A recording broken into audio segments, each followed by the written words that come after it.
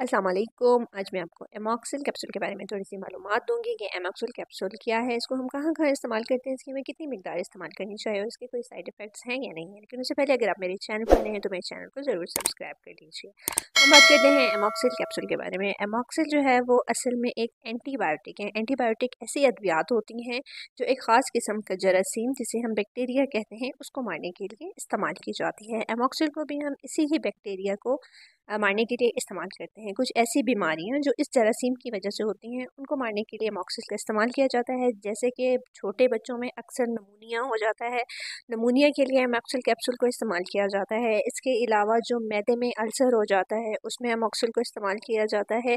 अक्सर क्या होता है कि जो दांत होते हैं, बच्चों के भी बड़ों के भी दांत क्या हो जाते हैं, दांतों में शदीद दर्द होता है, स्वेलिंग और पस आ जाती है, तो ये इसी ही जरासीम की वजह से होता है।